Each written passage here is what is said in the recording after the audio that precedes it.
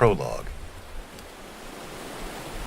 It was a sun-kissed mid-June morning in 1973 when a group of 5 friends decided to spend the day at Tobay Beach on Long Island, New York. The group consisted of 3 19-year-old girls and 2 16-year-old boys. After parking in the lot, everyone grabbed their gear, walked toward the beach, opened their large blanket, and seized a bit of waterfront property. They were the first ones to arrive that morning, and there was a feeling of tranquility in the air. Only the sounds of seagulls scrounging for food and waves crashing on the shore filled the air. With the temperature in the upper 70s, not a cloud in the sky, and a very light breeze, this was the definition of paradise. The teenage girls immediately removed their street clothes and applied suntan lotion before lying down on the blanket. They were eager to get an early start on their tans. The boys had brought a football and began tossing it around. After 30 minutes of passing, catching, and roughhousing, the boys, now all sweaty and panting, dropped down in the blanket alongside the girls. When one of the boys suggested going in for a quick dip to cool off, he was greeted with 4 emphatic no's. Not to be discouraged, one boy decided to go alone and test the water. The Atlantic Ocean doesn't warm up until late July on Long Island, and the water was a frigid 57 degrees. As the boy trotted into the water, his 4 friends sat up to watch.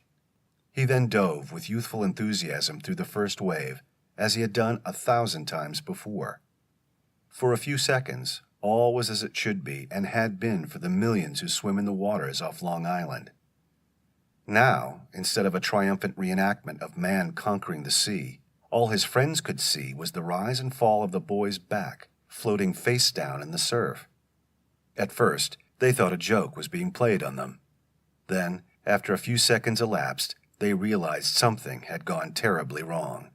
In unison, as if spring-loaded, they jumped to their feet and dashed down to the water to save their friend. The lifeguards, also spotting the swimmer was in trouble, leaped into the surf. Skillfully, they rolled him onto his back, thankful that he was still conscious, before gently maneuvering him toward shore and resting him on the dry sand. It was then that they realized that this boy, whose heart was pounding and gasping for air, could not move his arms or legs. He was paralyzed from the neck down.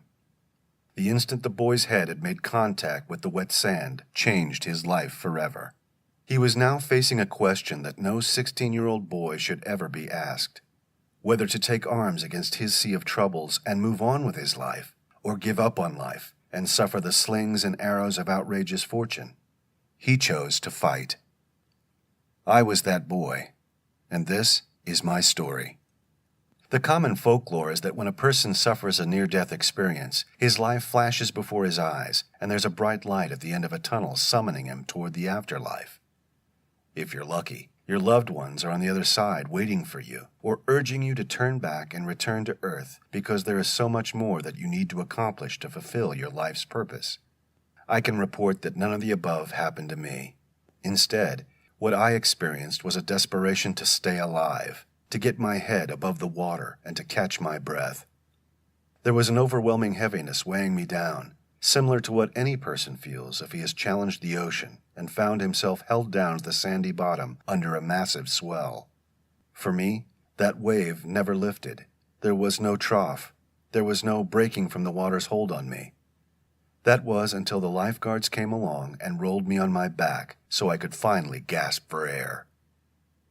Before continuing this story, it is necessary to get to know me before, during, and after this blink-of-an-eye life-altering event occurred. So let's rewind the clock.